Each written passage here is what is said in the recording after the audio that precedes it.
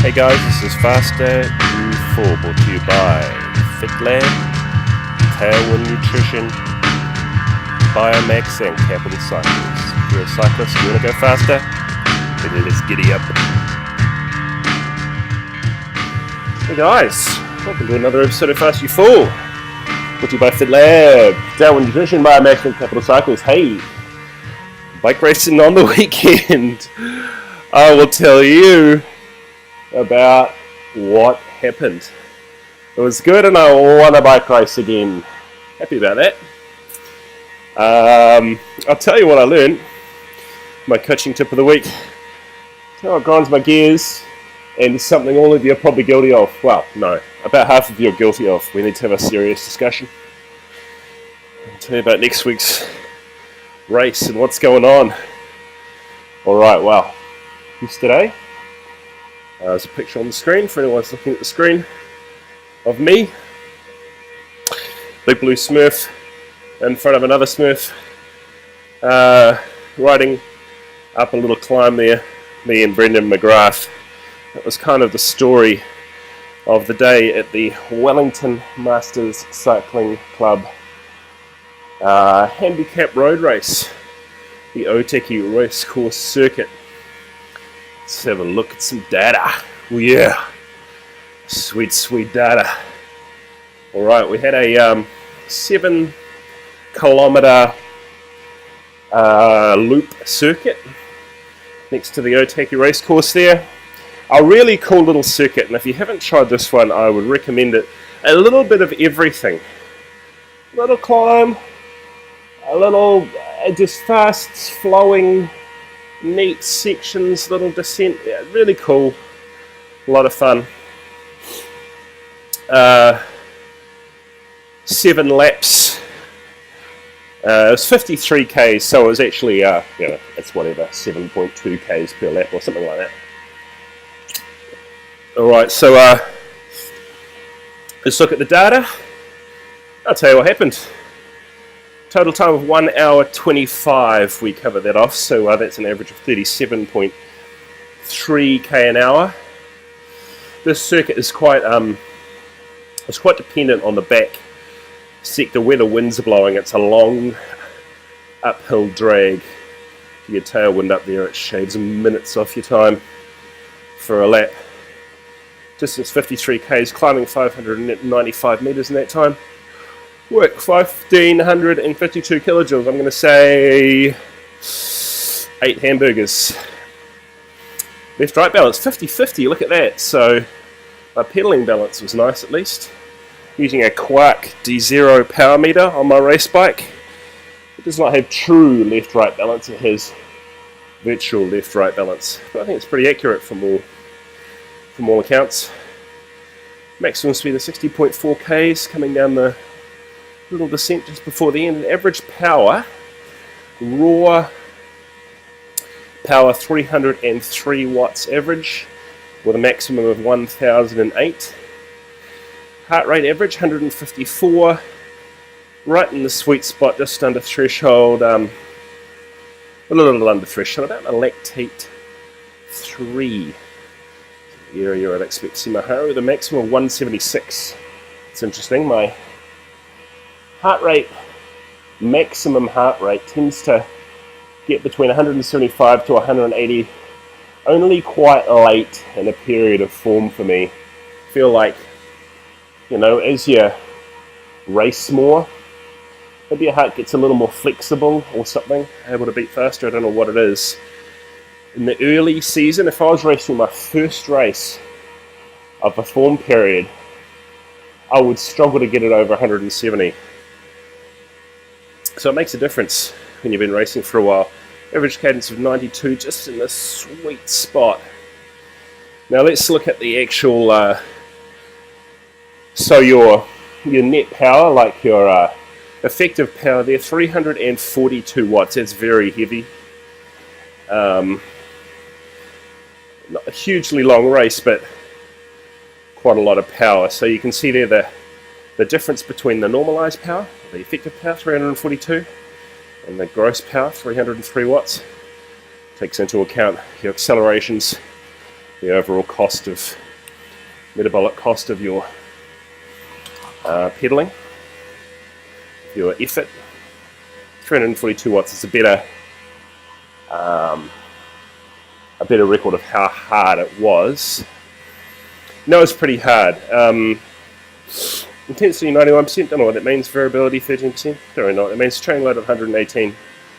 So a hardish day. So what happened in the scratch bunch? We had lining up me, Steve Chapman, Rudolph Napolitano, Steve Orchard, Michael Stewart, Richard Sutton, and a late arrival of Brendan Airstrike McGrath, which got everyone a bit excited because Brendan is a very good rider. We started off 33 minutes after the limit group, and for the first lap, it was actually quite a hard pace. If I look at that first lap, I had it at effective power 347 watts, gross power almost 320 watts, so that's very strong. It did become clear the second time up the small rise after the start-finish that Brendan and I were going to be the strongest in the group. And there's sort of like two things you can do in a handicap race. Sit there and work with the group, or go away, the top 2 or 3 strongest guys. And really the math is, what's going to be faster? Is it actually going to be faster to work with only a couple of strong guys, or with the group as a whole? You'll get more rest with the group as a whole. Will you travel faster because those guys are actually a little weaker? Yeah, probably not. Depends on the group. That decision was kind of made for me because Brendan was not going to hang around, and so I just went away with him. No one else could follow, and for the remainder, Mr. McGrath and I worked together pretty well. It's nice to go away and work with Brendan, a very hard worker, and of the two of us, probably the stronger in general terms. We've each got our little strengths and weaknesses. It was actually interesting to see on this course. It was really cool being away working with him because he would do more of the work where it suited him. Like sometimes where you had kind of like a long uphill drag, he seemed to be very good there. I seem to be very good at putting out sort of like reasonably high amounts of power on the flat for a long time, and I don't know whether that's something to do with muscle development in certain places in your body. It sounds weird, but I was scoping out Brendan's legs as we rode, which is the most homoerotic thing I'm hopefully going to say today. And his quads are pretty built, and that's something which is going to help you in an open hip-angled position going uphill. And you can see he's got a very strong seated climbing style, which is going to be really helped by a strong set of quadriceps. Where on the flat, something I've really worked on as a time trialist is hamstrings, gluteals, and maybe that's why I was good on the flat. So either that, or he just wanted a bit of a rest because he was doing so much of the turns. Yeah, it's entirely possible that was what was going on as well. So we basically just swapped it out for the next 6 laps. That's how it went. The action came 3/4 of the way here. I'll zoom in through the final lap on one of the aforementioned small rollers towards the end of the uphill part of the circuit. Brendan attacked. I immediately followed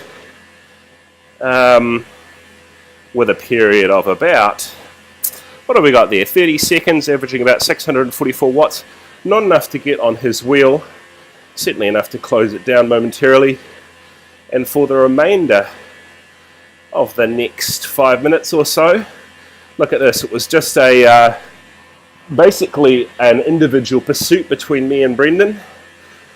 all the way down the fast back section. If I can highlight that section exactly, look at this. So 2 minutes of individual pursuit between me and Brendan McGrath. Average speed 50.8k an hour. Average power 364 watts. Cadence 99. So I'm in this kind of mode of not wanting to blow. So I'm sitting there just on my sort of FTP in an aerodynamic drops position. You know, it was even getting to the point where if I kind of tucked in, got my head down a bit, you could feel you get an extra 0.5 to 1 sort of kilometre an hour out of that, and I could close on him a bit. The gap did close in the final kilometre or so of the race, where the point where he stopped and looked around, and in that 10 metres here, I counter-attacked, putting down just for about 10 seconds, an average of about 740 watts, and continued that to the small descent. I think he pretty much gave up at that point. I continued for about 457 watts for about 30 seconds into the descent and off the line. So I was pleased about that, and it was good because, you know, like his two guys kind of working together really for a lot of it, and then having a good old punching match at the end. And I really like that kind of style of racing. A lot of fun. Congratulations. A good race, guys. Now, they haven't put up the results yet, so I don't quite know the remainder of the results, but I think my man Steve Orchard was looking good for a good placing there. They all rode pretty well. So in the I think we caught all the groups as far as I could tell. So I think that gave me the outright win, probably. Unless some sneaky person went away. I know the other groups did, some of the guys that did really well, John Caron, Stuart Preston, I know, was riding really, really well. Abdel Izaz, some of my riders building up for Taupo. So congratulations, guys. Nice weather, good day, fun race, and always just the Wellington Masters Cycling Club getting it done. You know, organising a good basic race, getting the job done. Thanks to Trina Iono for the great photos. There's a big selection of photos here from the race. Thank you, and thanks for. I noticed not only thanks for the photos, thanks for cheering like a maniac with a cowbell. You'd be surprised how motivating it is just to have one person out there cheering away.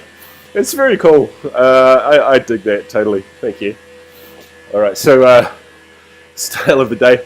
What I learned probably most was, you know, coaching tip of the day, I'd say is, how about that guy? Look at the smile on that face. He's happy to finish. Is counter-attack. So, you know, there's this thing that happens which is a catch. And if you think about the kind of the dynamics of the situation, it's very simple. If you catch someone that you've been chasing, you're probably shagged out because you've been working to catch them, right? I know this is not complicated. However, there is a point of decision. It's kind of the same sort of point in decision, which is you're on the back in a crosswind and you need to grab the wheel. It's the same point of decision where, you know, you need to move up in the group for a sprint and it hurts. The common thread to all of these scenarios is stuff that really hurts. And the reason that there's a choice there is you can choose to dig a bit deeper anyway, or not. And of course that relies on you having the ability to dig deeper. Sometimes you're genuinely on your limit, but you'd be surprised at how I know sometimes you've got more. And the point where it always feels hard, you know, sometimes it might be worth even doing a drill when you're training, which is even when you think you can't do more, do another 10 seconds. If you're doing, I don't know, an interval, which is a maximal effort, I don't know, try to go 10 more seconds, see what happens. You might be surprised, you're probably not going to die. Nothing particularly bad will happen, but you might slow down a bit. But even if you slow down, you may have learnt something which is important, which is you can go a little bit longer. Anyway, so back to the scenario. You've been chasing, you've caught a guy.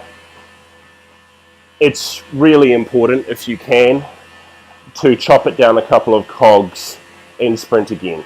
And just go again. Just do it. Now, it might be pathetic and lame.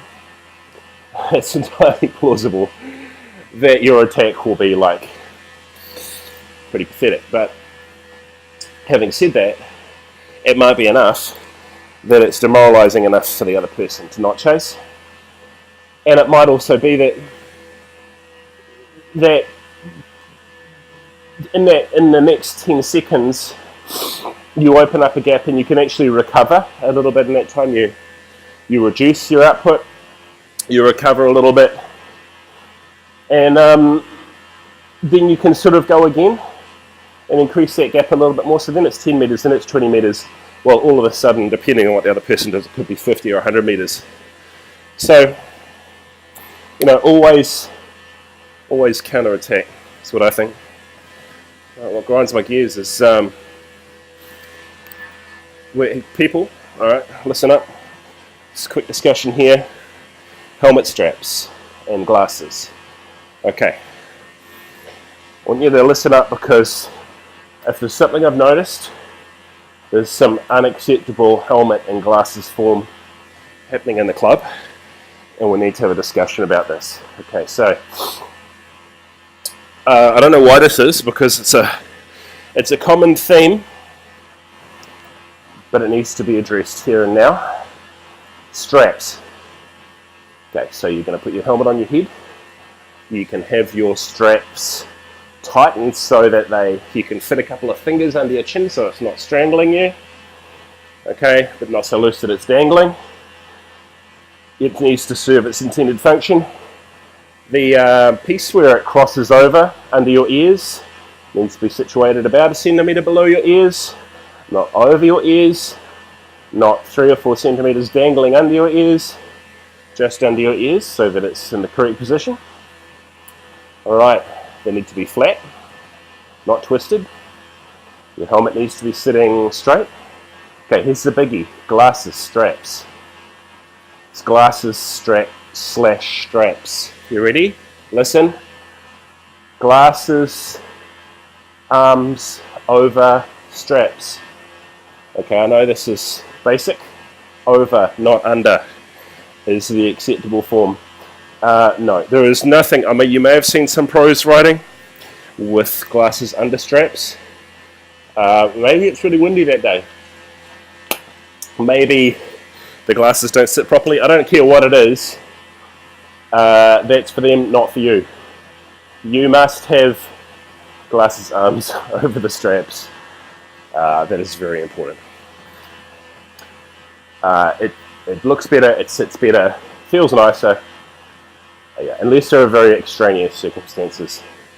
Glasses over straps. And I would direct you to Veluminati, whatever it is that rhymes with Illuminati. The rules. Google that. Let me give you some rules, including the glasses straps equation. Alright, I'm going to leave it there. But if I turn up and you glasses under straps, yeah, there's going to be some discussions, alright? Alright, now for anyone that's wondering, just before I go on to next week's race, about that noise, this one, that annoying hum, yeah, you guessed it, that's my turbo trainer.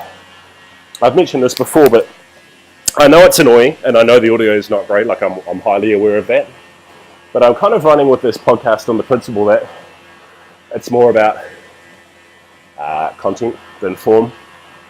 Much like, I'm hoping like my writing. So, I'm sorry about that, but I kind of think I do some of my best thinking on the bike. You've been riding along and you you think of things and ideas on the bike a little better, and I think that's because, probably because of blood flow. There's probably some very good physiological reasons for that, which is not to say that I come up with anything earth-shattering or particularly interesting on this podcast. I hope some of it's interesting. But, it occurred to me sometimes when I was bored to death doing some of this active recovery work on my turbo trainer, there's only so many videos of cyclocross and UCI track you can watch before you want to shoot yourself in the face. I thought, what I'm going to do is something that's hopefully a bit more interesting while I'm thinking clearly. That's what this is. That's the noise. I'm sorry, at some point I'll probably invest in better sound. That's what you got for now. Next race is Wellington Masters Cycling Club. Let's have a little look. This is an interesting thing. Most of you I know are going to be away up at Taupo. Good luck to you, by the way. That should they just put results up. That should be a lot of fun. A lot of riders going up there doing Taupo. And if there's one, couple of hints, Taupo. One, it's long. Don't underestimate it. Number one tip for a good time: be in a good group. Do what you have to do to stay there, and work as an active member of that good group to stay fast on the road. You kind of know what your average speed needs to be for a given goal time. Go and make it happen. Number two, eat and drink. Number three, eat and drink. And number four, eat and drink. I'm a little bit sick and tired of riders coming back from Taupo saying, "I was awesome, but then things turned to crap on me because I forgot to eat." Well, don't forget to eat. Don't forget to drink. If your goal time is 4 hours, I want you drinking 4 bottles. I know this is advanced math, but last time I checked, that equates to 1 bottle per hour. That's a lot of fluid. Yes, you should drink it. It will help your performance. Unless you're having something like Tailwind, you want to have 1 squeezy every half hour. And if you're an eater like me, maybe a power bar or something every hour. I want you loaded with fuel, almost to the point where it's a bit nauseating. It will help your performance immensely. All right, back something I was just noticing as I did this. Look at this. Good people of the Wellington Masters Cycling Club, before 9 a.m, have put up the results from yesterday. Let's click and have a look. See if I did manage to stay away. Perfect conditions with Steve Bale and Brendan McGrath turning on a masterclass of 2-up riding. Look at that. And they led the field by the end of the 6th lap. Steve went on to take the victory, and both he and Brendan broke Kevin McCormack's 2012 course record of 1:27:20. Look at that. But for them, Joe Neeson's decision to close down Dave Grimmon's 4th lap breakaway and work with him on the 5th lap would have been a race-winning move. Holy cow, Joe, you savage! Yeah! Oh crap, Joe. Was that you that we passed in that last lap? Oh my God. I don't know, I was thinking, who's this young lady? Oh my God, you savage. I'm stoked for you, Joe. Good for you. Dave Grimmon's 4th lap breakaway winning a race-winning move, so sorry we beat you. Big thank you to the volunteers, and in particular 2 last-minute replacements, Wendy Lewin and Hilary Goodman. Oh, and I'd like to thank Angus Taylor for standing there on the corner at the Cool Climb, taking some video and photos. It was really cool. Thanks to all the volunteers. And, well, look at that. I got Rider of the Day. Wow. And a new course record. What did we get? Oh, I'll have to figure out the course time. I'm excited about that. Brendan McGrath in 2nd. Joe Neeson, you maniac, coming in 3rd on Handicap. First woman Rider of the Day. Oh my God, I'm stoked. I'm a little bit excited about that one. Tony Gestro pulling in 4th place there. John Caron, you maniac. John Caron is not, for anyone that knows John Caron, let's just say being obese is not a problem for John. So that makes it sound like he is obese. So I'm trying to say the opposite. The man is a hill climber, let's put it that way. And this is a power flat circuit. So that is cool to see John Caron. Geez, I'm excited about some of my riders in here. Jason Gestro, Richard Van Lent, John Grimwood, mountain biker making the, look at this, a mountain biker. Mountain bikers are known for their ability to go uphill, not so much put on the flat power. Bringing in a sweet 8th. Oh my god, I'm excited about this. Stuart Preston 11th, Abdul Izez in 12th. Oh my god, you guys are amazing. Steve Orchard 14th. That's some great riding. Good work, guys. Sorry, I'm just a little bit excited about those results. I'll try to contain myself. What a day. That's very cool. Oh, I can't believe Joe. Yeah, I'll send some swag to you, Joe. You earned that one. All right, and we got sidetracked by those results. This is going to talk about next week's race. It's an interesting one. So if you're at Taupo, good luck. If you're not at Taupo, come and do this. This is, where is it? November the 26th. 2 stages. Upper Hutt. Stage 1, Wallaceville Hill Climb Time Trial. For anyone that doesn't know Wallaceville Hill, that's about, I'm going to say for most people at race pace, you know, it's something like 4 to 7 minutes. Verging on a VO2 climb. So if you know your threshold power, you probably want to target something, you know, something like only 5 or 10% higher than that. Otherwise you'll blow. You can go over FTP on a climb like that, just not hugely. So so do that on the hill climb, and if you do know your VO2 power, do that. Get tested by me. I'll tell you what your lactate 5 is. Even better, do that. All right, second stage is individual time trial, only 8Ks, Gorrie Road, Whiteman's Valley return. As far as I'm aware, but I'll probably put out the information a little bit later, you're allowed different bikes and all that. Maybe not, don't take my word for that. Check the instructions first. So it could be a good little fun day. A couple of little TTs. The week following that, I'm just going to fast forward 1 week, I'm sorry, is race 5 of the Trust Health North Island Cycling Series, which will be kind of a replay of the Brendan-Steve battle, in that Brendan has the orange jersey ahead of me by 1 point. And there are other guys, you know, who are actually still dangers in there. So it's not really just the Brendan and Steve show. There'll be guys like Andrew Young, Matt Webber.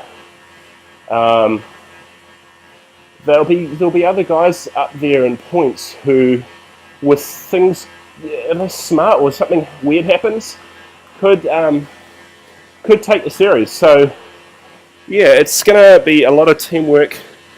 We do have somewhat of a guest rider coming for the FitLab team, which by no means is any guarantee of a Steve Bale success, but it will certainly help. So I'll just say that teams will be announced probably next week. All right.